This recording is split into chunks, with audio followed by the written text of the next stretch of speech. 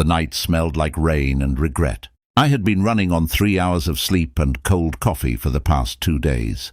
My daughter Lily had been sick since Monday. Fever, stomach pain, the kind of sick that makes a 7-year-old look small and fragile in a way that squeezes your heart until you can't breathe properly. She had asked for one thing when I told her we were going to the hospital. "Daddy, can you bring Mr. Buttons?" Mr. Buttons was her teddy bear, old, worn, one button eye slightly loose. She had slept with him every night since she was 2.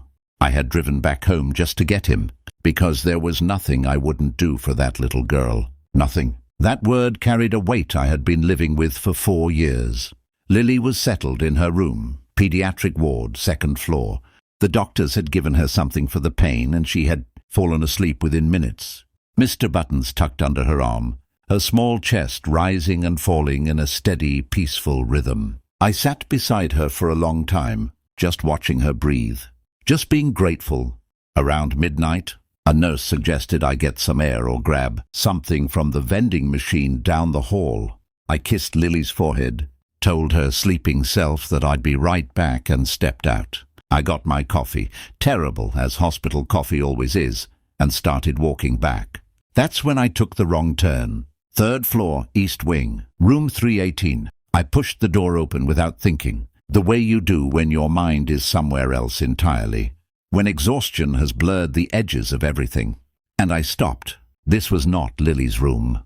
But the woman in the bed, pale, thin, connected to a heart monitor, was someone I knew. Someone I had spent 4 years trying to stop knowing. Emma Calloway, my wife, my ex-wife. The woman who had packed a bag one Tuesday morning, kissed Lily on the forehead while she was still asleep, and walked out of our lives without a real goodbye. Lily had been 3 years old. She had asked for her mama every single night for 6 months afterward. Every single night. I had held my daughter through every one of those nights. I had answered her questions as gently as I could. I had watched my little girl's heart break in slow motion, and I had been powerless to stop it. And now here was Emma in a hospital bed, looking at me with those grey-green eyes like she had seen a ghost. Maybe she had. Neither of us spoke for a long moment. The heart monitor beeped steadily between us, calm, indifferent, marking time. "Ethan," she whispered. I looked at her, really looked. She was thinner than I remembered.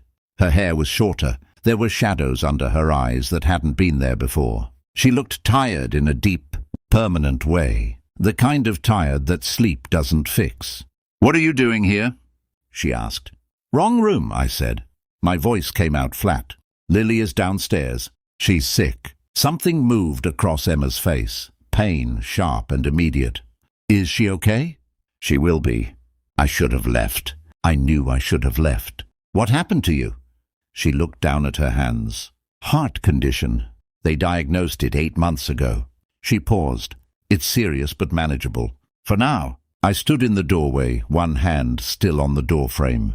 I was aware of the teddy bear in my other hand, Mr. Buttons, with his loose button eye and worn fur, and suddenly it felt absurd and heartbreaking all at once, standing here holding my daughter's stuffed animal, looking at the woman who had abandoned her.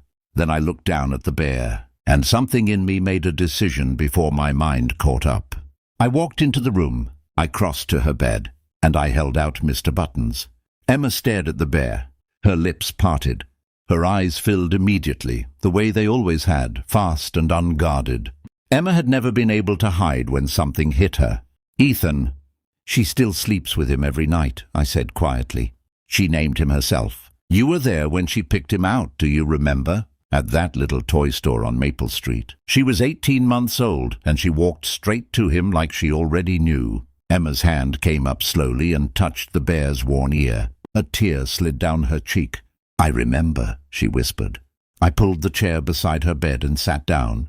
Not because I had forgiven her. I hadn't. Not yet. Not fully. But because she was alone in a hospital room at midnight, and because whatever else she was Lily's mother. And because I was too tired to keep carrying the anger the way I had been. "Tell me what happened," I said. "The real version, not the note you left. Not the silence after. The real one." She talked for a long time. She told me about the fear, the suffocating, irrational fear that had been building inside her for months before she left.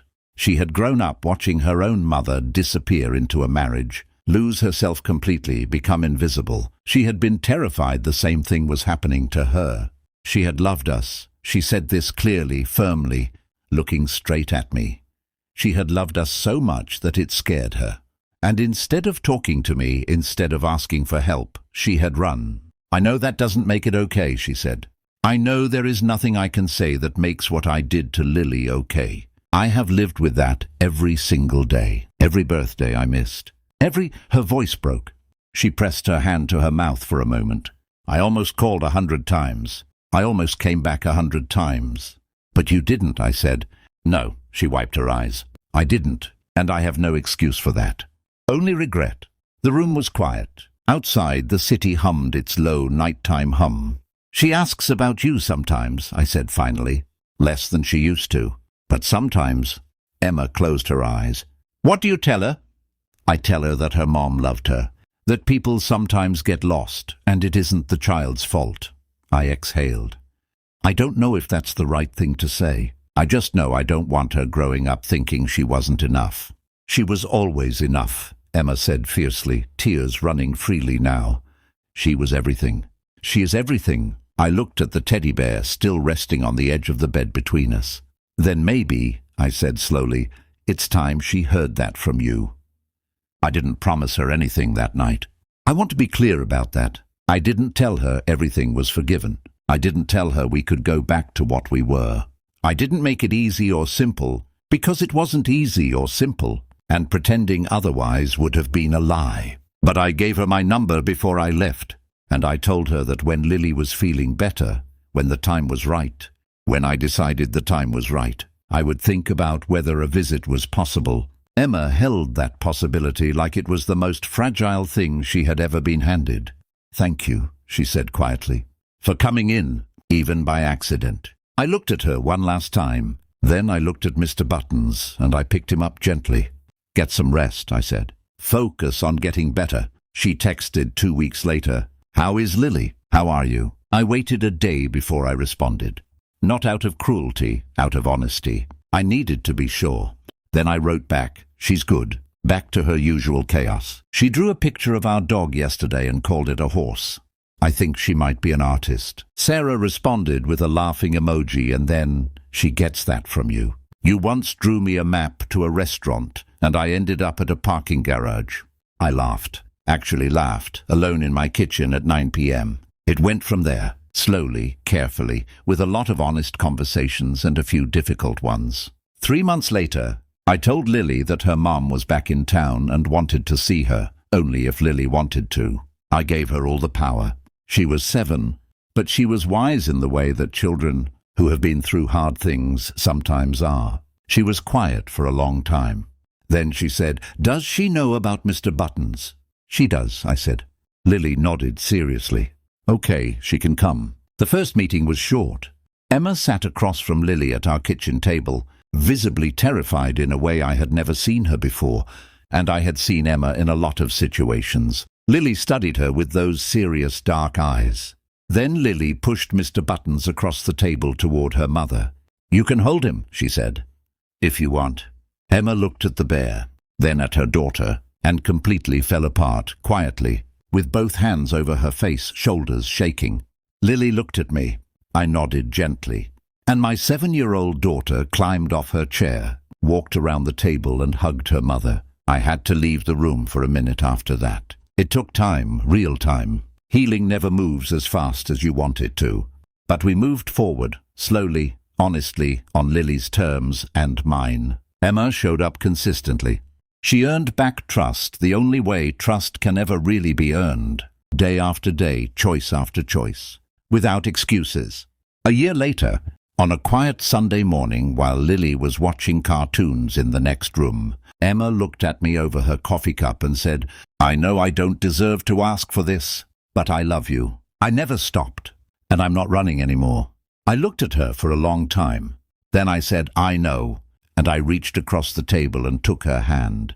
We got married the following spring. Small ceremony, backyard, fairy lights in the trees. Lily was the flower girl. She wore a yellow dress and took the job extremely seriously, walking so carefully down the makeshift aisle that everyone laughed and cried at the same time. At the reception, she fell asleep in a chair with Mr. Buttons in her arms, her flower crown tilted sideways on her head.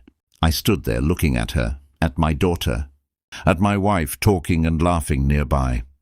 And I thought about a rainy night, a wrong turn, a door I almost didn't walk through. Sometimes the most important moments of your life don't announce themselves.